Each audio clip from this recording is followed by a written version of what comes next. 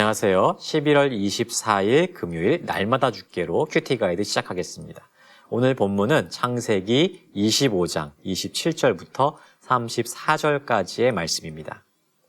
나를 누구라고 생각하는지를 나타내는 것을 정체성이라고 합니다.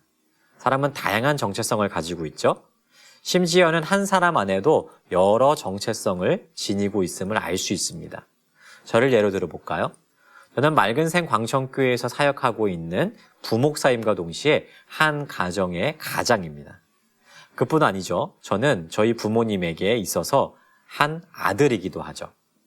이처럼 우리에게는 여러 가지 정체성이 있습니다. 하지만 여러분, 이 많은 정체성과 역할 속에서 우리에게 있어서 가장 중요한 정체성은 무엇일까요?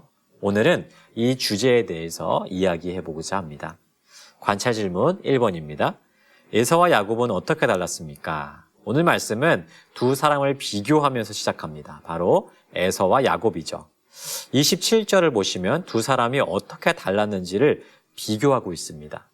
이 두 사람은 쌍둥이였죠. 그리고 한 어머니 밑에서 난 아들이었습니다.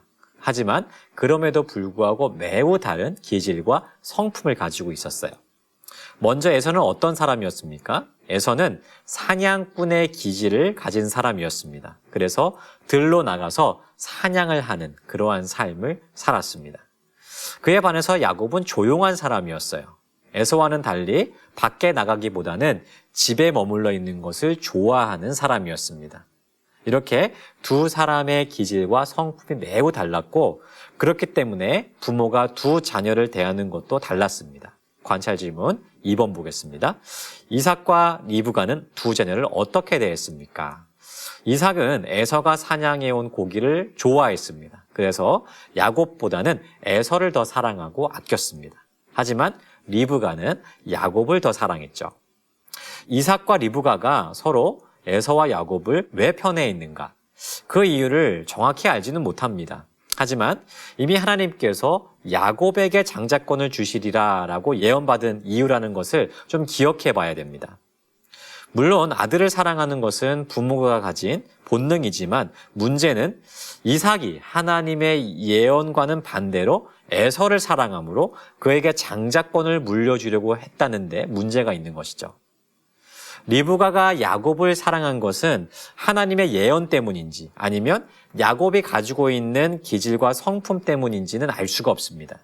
하지만 오늘 말씀은 두 부모가 가진 편애로 인해서 가정 안에 어떠한 문제가 생길 수 있음을 암시하고 있는 것처럼 보입니다. 관찰 질문 3번 보겠습니다. 에서와 야곱 사이에서 어떤 일이 일어났습니까? 29절부터 33절을 보시면 매우 중요한 사건이 하나 벌어지고 있는 것을 볼 수 있습니다. 어느 날 야곱이 죽을 쓰고 있었는데 사냥을 마치고 돌아온 에서가 매우 시장하여서 그 죽을 달라고 요구하였습니다.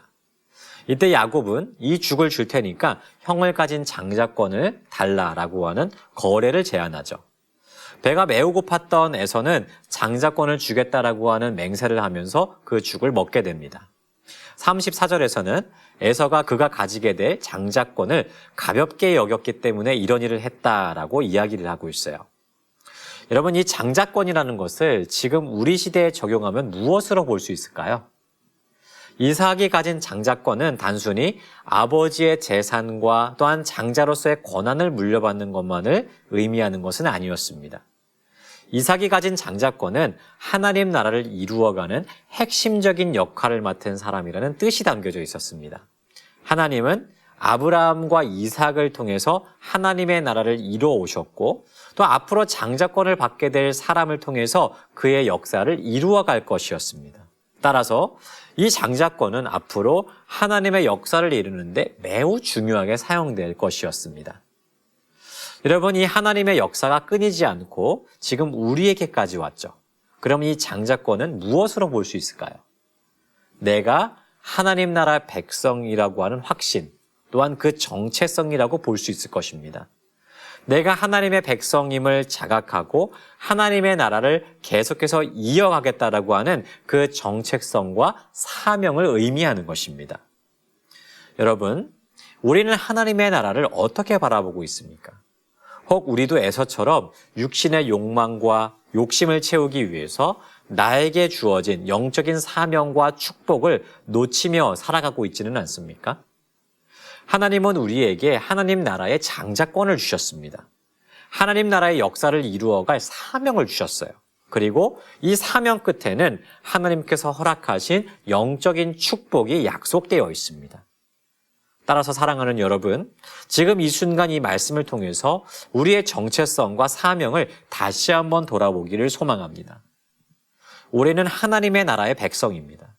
또한 하나님 나라를 이어갈 사명을 가진 사람들이에요. 이 정체성과 사명을 기억할 때 하나님은 우리를 통해서 일하시고 그분의 역사를 이어갈 것입니다. 오늘도 주님과 함께 기쁨으로 하나님의 나라를 살아가는 우리 모두가 되기를 주님의 이름으로 축복합니다.